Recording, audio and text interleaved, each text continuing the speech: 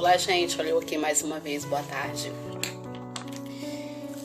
Hoje, complementando ainda os temas que nós vemos, que está sendo tratado nos vídeos, referente às lições que nós temos estudado, que fala sobre a fragilidade humana e a soberania divina. O último vídeo que eu postei, se não me engano, ontem, falando a respeito da teologia de Elifaz, onde a pergunta é: só os pecadores sofrem? Só os pecadores sofrem? Nessa lição, no vídeo anterior, eu falei que até então, para o povo daquela época, a teologia de Elifaz era que o sofrimento era apenas voltado para as pessoas que tinham pecado e que era voltado para a lei da semeadura. Plantar o que você planta, você colhe. E o que não deixa de ser verdade em alguns casos, porém isso não se aplica a todos os casos. E continuando nesse mesmo tema, eu quero hoje estudar um pouquinho e junto meditarmos lá em 1 Pedro, no capítulo 1, que diz o seguinte: Pedro, apóstolo de Jesus Cristo, aos estrangeiros dispersos no Ponto, Galácia, Capadócia, Ásia e Bitínia, eleitos segundo a presciência de Deus Pai, santificação do Espírito, para a obediência e a aspersão do sangue de Jesus Cristo, graça e paz vos sejam multiplicadas.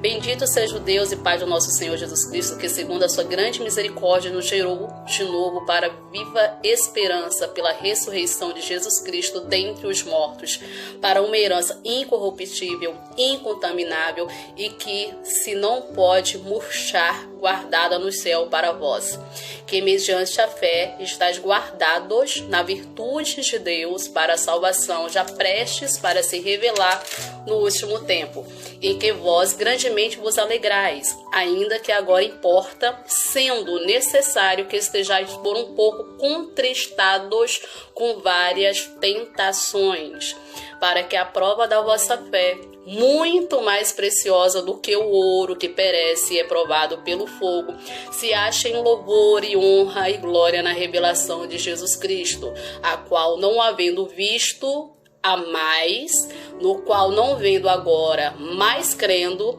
vos alegrai em gozo inefável e glorioso. Essa passagem, na verdade, este livro, o livro de Pedro, ele escreve para encorajar aos crentes que provavelmente iriam enfrentar provações e perseguições sobre o governo que estava ali surgindo, que era o imperador Nero. Eu já falei uma vez aqui sobre ele, o imperador Nero, ele foi um dos imperadores, dos piores imperadores que houve para o cristianismo. Ele incendiava cidades que ocupavam o cristianismo, ele prendia, matava, torturava, fazia dos cristãos que estavam presos de tocha para iluminar caminhos. Muitos cristãos foram assolados na época do imperador Nero, muitos até mesmo como o próprio anticristo, porque pelo fato e a forma com que ele agia e conduzia o cristianismo. Então muitas pessoas sofreram perseguições, e na época em que Nero estava reinando foi a época em que mais os cristãos foram perseguidos. Então Pedro, ele vai escrever essa carta para encorajar os crentes, a ser fortes, a enfrentar as provações que estava por vir e não desistir da sua fé em meio às provações. Com isso, eu quero trazer hoje, para nós. Muita gente se pergunta por que tanto sofrimento, por que tantas coisas acontecem, porque nós vemos tantos males acontecendo, tanta perseguição, tanta catástrofe que acontece em pessoas inocentes que perdem suas vidas. E não sei se vocês já ouviram falar sobre uma teologia que é chamada Teodiceia. Essa é uma teologia, é uma doutrina que estuda o mal e tem sido a causa de grandes debates teológicos. Por quê? A maioria dos filósofos e alguns teólogos também, liberais, bem como os ateus também, eles não conseguem conciliar a existência de um Deus que seja soberano, que possui tantos atributos, né? Eles não conseguem conciliar a existência de um Deus eterno, de um Deus infinito, que além de ser cheio de amor, é o próprio amor, atribuir essa existência ao fato de existir dor, ao fato de existir sofrimento, morte, mal. Então, o fato dele coexistir, eles não acham explicação para isso. Então, logo os ateus, né, pensam que o fato do mal ser real, presente, a dor, o sofrimento também ser tão reais, não é possível a existência de um Deus com tais atributos. Porque seria impossível, né, permitir que tantas maldades, tantas atrocidades acontecessem, né, se realmente Deus existisse. Por que um Deus que é amoroso, não é só amoroso, mas é o próprio amor, permite o mal, permite que tantas atrocidades aconteçam? Porque as guerras, os homicídios, as doenças incuráveis, a corrupção, né, de um modo geral, inocentes sofrendo, pessoas perdendo a sua vida, que perdem as suas vidas, tantas doenças incuráveis que possuem e não tem remédio para isso. Por que essas pessoas sofrem, sendo que tem um Deus tão amoroso e que é amor que governa tudo isso e permite que isso aconteça, né? Porque talvez não pense que o diabo ele não foi enviado, né, para outro lugar que não fosse a terra, porque que ele não foi aniquilado para que não houvesse o mal. Talvez essa seja a sua pergunta também. E existem, né, algumas razões, alguns motivos que nós podemos responder e trabalhar em cima dessa questão. Uma delas é que Deus ele não tem culpa, né, pelo que praticamos ou pela maldade existente. O mal, nós sabemos que ele é oriundo do pecado, oriundo das falhas, né? E o primeiro, né, a falhar, nós sabemos, foi o próprio Satanás, né? Que ele é um anjo caído por causa do seu orgulho, ele se rebeliou e ele então é julgado, né, na terra. E depois disso, nós vemos a queda do homem. E a queda do homem foi exatamente em consequência do pecado, em consequência da desobediência, né? Quando eles estavam ali no Jardim do Éden, eles não poderiam comer, eles tinham apenas a restrição, né, que não poderiam comer daquele fruto que estava no meio do jardim. E Eva é seduzida pela serpente e desobedecem, né, uma ordem de Cristo e comem do fruto que não deveria ser comido. E a partir daí, então, né, toda a natureza humana nós possuímos, eu falo que nós possuímos essa natureza adâmica, uma natureza pecaminosa por causa de Adão e Eva. O mal, ele é fruto do pecado, que é fruto, e o pecado, né, é um fruto gerado pelo homem. Um fruto gerado através do livre-arbítrio, através da atitude que os homens cometem, né, através de suas próprias escolhas. Nós temos, né, o livre-arbítrio, onde nós escolhemos fazer o bem ou fazer o mal. E nós vemos várias coisas acontecerem por decisões humanas, né, por escolha minha. Por exemplo, quantos acidentes ocorrem por pessoas que dirigem embriagadas? Foi culpa de Deus? Não, eu sei que se eu dirigir embriagada eu posso causar acidente, imprudência, e eu quis agir dessa forma, e isso vai trazer consequências. E essas consequências, muitas das vezes, ou as pessoas que estão, né, na direção daquele automóvel, ou que estava também presente ali naquele momento, acabam morrendo, perdendo suas vidas, né? Outra família sofre, ou até mesmo atropela outras pessoas. Então isso é consequência de um erro que foi cometido pela minha escolha e não uma escolha divina. Catástrofes que acontecem, por exemplo, enchentes que tem, cidades são alagadas, ruas são alagadas, porque são consequência, são coisas feitas pelas próprias pessoas, né? E às vezes nós queremos culpar Deus por coisas que acontecem no mundo. E nós temos que ter a consciência que tudo que acontece, né, tudo que nós fazemos são consequência de nossas escolhas. Tudo que nós passamos, tudo que nós vivemos é consequência de escolhas que nós fazemos. Então, tanto o justo quanto o injusto, ele vai sofrer sim.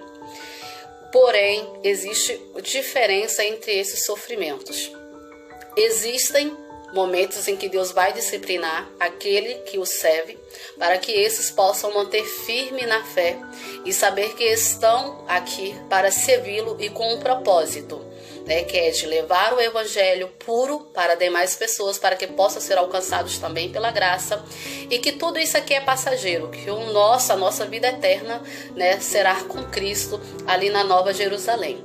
Então muitas pessoas elas querem desistir no meio do caminho, querem parar no meio do caminho, às vezes por estar tudo muito bem, não querem mais orar, esquecem de buscar, esquecem de ler a Bíblia, esquecem de estar na igreja congregando, esquecem de buscar a Deus por estar bem. Então, às vezes essas pessoas são disciplinadas por Cristo para que elas possam despertar e voltar a ter uma vida de oração. Em Mateus 5,44 diz que o Senhor manda chuva, manda sol e outras bênçãos, tanto sobre o justo quanto sobre os injustos. E nós vamos ver que a proporção que as coisas vão acontecendo, ou está sendo uma disciplina, e quando se trata de disciplina, nós aprendemos, nós crescemos espiritualmente e conseguimos, através dessa experiência, ajudar outras pessoas que estão necessitando, e principalmente crescermos espiritualmente. Em Mateus 6,33, nós vamos ter uma passagem, nessa passagem a gente vai ver que para nós não foi prometido nenhuma riqueza material, e sim espiritual. Nós fomos assegurados que o Senhor ele cuidará de nós, que Ele está cuidando de nós a qualquer momento. Então cabe a nós confiarmos nele, e independente do momento que nós estarmos passando, independente do tipo de prova que nós estamos passando, é necessário que nós confiamos nele para que nós sairmos deste sofrimento vitorioso, porque, como eu disse, o sofrimento ele nos fortalece. Em 1 Coríntios 10:13 diz que a provação ela vai nos tornar cada vez mais forte. E o sofrimento ele nos ensina a ser humilde.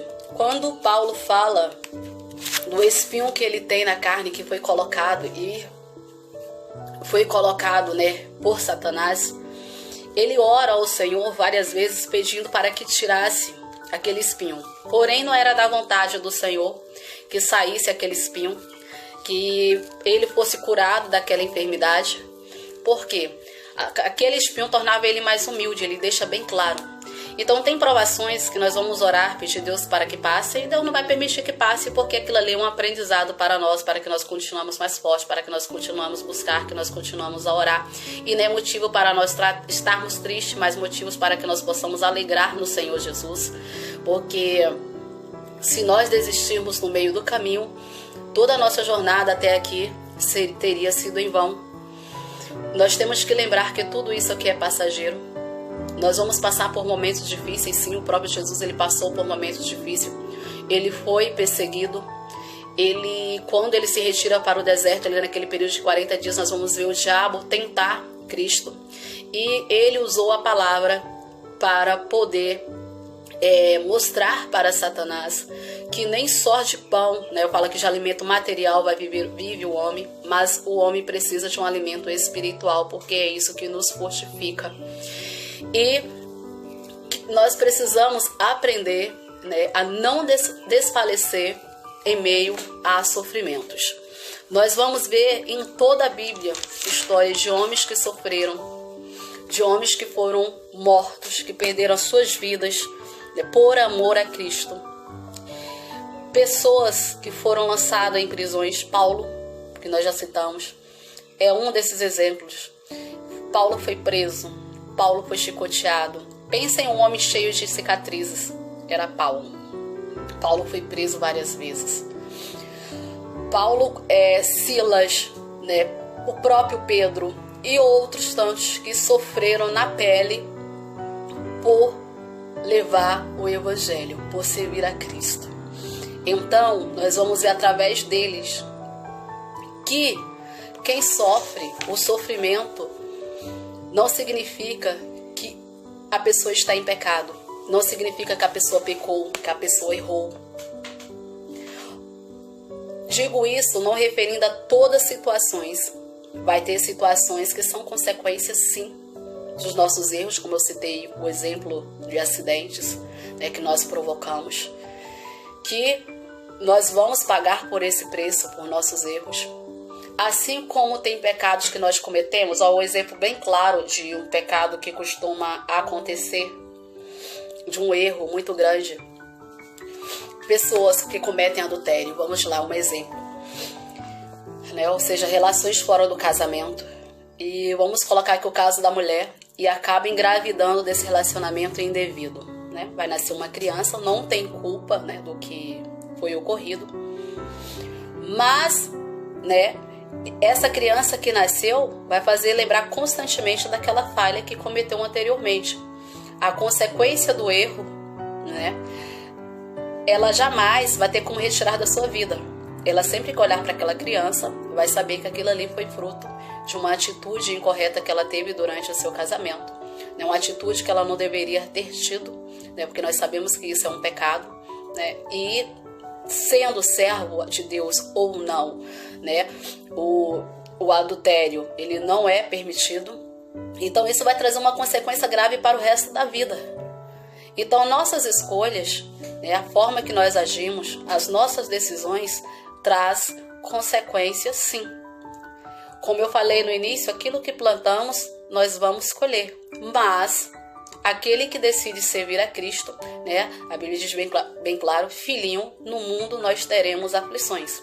Aqueles que escolheu servir a Cristo vai ser perseguido, sim.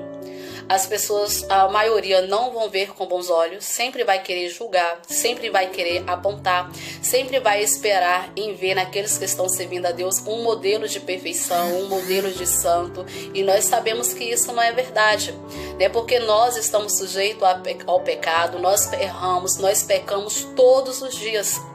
Quando, na passagem de conta sobre a mulher adúltera, né, onde estavam ali uma multidão para apedrejá-la por causa do seu pecado. E Jesus chega naquele momento e fala: aquele que não tiver pecado, que atire a primeira pedra. De repente todo some e fica apenas Jesus e a mulher. E Jesus pergunta para aquela mulher: onde estão os seus acusadores?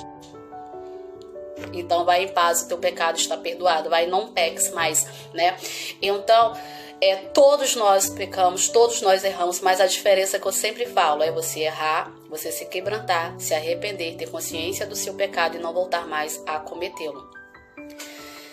E que isso não venha nos distanciar de Deus. O que vai distanciar vai ser a nossa falha, nós permanecermos no erro, né, e não procurarmos nos reconciliarmos com Deus. Então isso vai nos manter distante. E é necessário que nós nos aproximamos de Deus a cada momento. Então, se você quer servir a Deus, diferente, né, da teologia que infelizmente nós vamos pregar hoje dentro de muitas igrejas. Se você está doente, venha para a igreja que Jesus vai curar. Se você está com problema financeiro, venha para a igreja que Jesus vai restaurar a tua vida financeira. Se você está com dificuldades, você venha para a igreja que Jesus vai restaurar a tua casa, vai restaurar o teu marido. Gente, Jesus cura, Jesus salva, Jesus transforma, mas é na hora que Ele quer. Isso é uma mentira, porque a Bíblia deixa bem clara: aquele que serve a Deus vai passar por perseguições, vai ser humilhado, vai ser taxado como louco, como maluco, vai ser julgado, vai ser apontado. E nós precisamos aprender a estar forte, porque assim como o Pai corrige os seus filhos, né, o Senhor Jesus, Ele também nos disciplina. A Bíblia diz que Ele disciplina aquele que o ama. Então Ele nos ama e vai estar nos disciplinando. Quando eu querer parar de orar, Deus vai lá puxar minhas orelhas para eu voltar para a vida de oração. Quando eu quiser parar de ler a Bíblia, porque a Bíblia é fundamental que nós leamos, porque ela é um alimento, ela nos ajuda a aperfeiçoar, a conhecer Deus, Ele vai lá puxar minha orelha de alguma forma para que eu volte a ler. Quando eu estiver pensando em desistir, quando eu estiver sossegada no meu mundinho, na minha zona de conforto, abandonando, não quero mais orar, não quero mais jejuar, Ele vai lá e vai puxar minhas orelhas, né, de alguma forma, porque como o Pai disciplina o seu filho, o Senhor também nos disciplina, tá? E se você, né, está achando que tudo está bem na sua vida, não tô com problema financeiro, não tô com problema de saúde, 2 anos, 3 anos que o pneu do meu carro não fura, eu estou muito bem, tenha cuidado, porque isso não significa que você está servindo a Deus e que você é filho de Deus. O fato dele não estar te corrigindo pode ser sinal que você não é filho dele. Deus corrige os seus filhos, o pai corrige o seu filho. Se está fazendo a vontade do diabo, então quem é o seu pai? Eu não preciso falar, né? E ele vai te corrigir? Não, porque qual é a intenção do diabo? Que todos se percam mesmo. E se já está fazendo a vontade dele, que continue fazendo a vontade dele. Ele não vai estar perdendo nada com isso, vai estar ganhando, você que vai estar perdendo e pagando mais tarde pelas consequências de está-lo servindo. Então, se você pensa que servir a Deus vai ter uma vida fácil, que vai ser isento de qualquer sofrimento, não vai nessa. Servir a Deus, né? Nós vamos passar por provações, sim. A exemplo do povo, né, do Egito, né, que eles passaram ali 40 anos no deserto. O deserto é escola, é aprendizado. E por eles não aprenderem, rejeitar a Cristo, se afastar de Cristo, aquela geração, eles não entraram na terra prometida. Era um povo que reclamava e murmurava de tudo, né? Tudo, Moisés não tem água, Moisés não tem comida, Moisés, estou comendo maná todos os dias, Moisés, precisamos, essa água é amarga, precisamos de água doce, Moisés... Era um povo que reclamava de tudo, vive a murmurar, e nós precisamos aprender a parar de murmurar, né? Biblicamente aprendemos que o sofrimento, a dor, ela faz parte da vida humana, né? João 16:33 vai deixar isso bem claro, e que tudo acontece por permissão divina, com o objetivo de glorificar o nome de Deus, né? Nós vamos ver isso lá no livro de João também, no capítulo 9, do versículo 1 ao 3. Né? Acontece para nossa edificação e acontece também para correção de nossas próprias falhas. Erramos e devido errarmos também podemos ser punidos por a falha que nós cometemos, para que nós possamos conseguir nos redimir, nos consertar e trazer isso como aprendizado. É consequência também do próprio mal que há no mundo, né? Nós vamos ver várias pessoas, como eu disse lá no Velho Testamento também, pessoas que sofreram, como é o caso de José, como é o caso de Jonas, o caso de Jacó, Daniel, Sadraque, Mesaque, Abednego, foram homens que serviam a Deus e que sofreram também. Então esse negócio de que o sofrimento é só para pecadores é mentira. Pode ser consequência do pecado, sim, e pode ser, né, correção, uma disciplina para uma vida que está se afastando ou distanciando de Deus. E Tiago, lá no capítulo 1, versículo 2 a 4, Tiago enxerga todas as provações, ele vai ver como um propósito, para que nós não temos essa ansiedade de entender o porquê da provação, mas crermos em Deus que nós seremos vencedores independente do tipo de provação. Em Hebreus, no capítulo 12 e versículos 4 a 6, também vai falar que o Pai, ele corrige aquele que ama. Então, se você está sendo corrigido, se você está passando por provações, acredite que seja uma disciplina para que então você possa entrar na linha. E em 1 Timóteo 3:12 também diz bem claro que todos que vivem para Cristo são perseguidos. A Bíblia, ela não é mentirosa, né? A Bíblia é o nosso manual de conduta. Então, se ela diz, eu creio e sei que é exatamente assim. Então, se está sendo perseguido, não é motivo para você sair ou desviar-se do caminho de Cristo, mas é motivo para você se alegrar, né, e saber que você está no caminho certo, sim. 2 Timóteo 3:12 diz assim: também todos os que piamente querem viver em Cristo Jesus padecerão perseguições. Ele não colocou exceção nenhuma aqui, ele falou todos. Todos vão passar por perseguição. Então, se você não está sendo perseguido, toma cuidado. Pode ser que sua vida não esteja no eixo.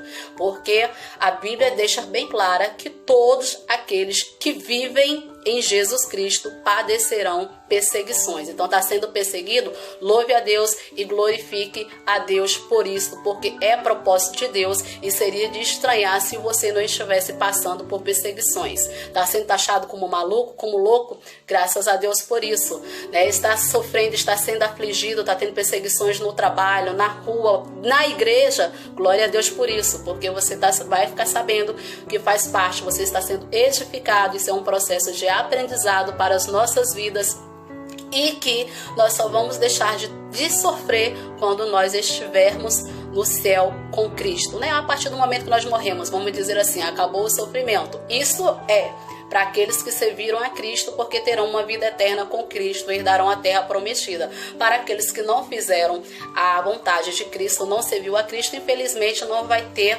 né, esse sossego, não vai ter tranquilidade, vai ter para si o sofrimento eterno. Então hoje nós temos essa escolha de servirmos a Deus, passarmos por perseguições aqui, passarmos por provações aqui na terra, mas eternamente vivermos com Cristo, onde não haverá dor, onde não haverá pranto, né, onde haverá apenas alegria, ou abrir mão de servirmos a Ele para que não sejamos perseguidos e vivemos no tormento eterno. Então hoje nós temos esta escolha e está nas nossas mãos. Se está difícil, ore. Eu falei anteriormente, vou repetir. Deus só vai dar provações, só vai deixar você passar por lutas até onde Ele sabe que você suporta. Eu dei um exemplo de Pedro, né, em um dos vídeos anteriores, quando Satanás queria cirandar com a vida de Pedro, queria esmagá-lo como trigo, porém o Senhor não permitiu que ele tocasse em Pedro, porque Deus sabia exatamente, né, quem era Pedro e se Pedro suportaria ou não tal provação.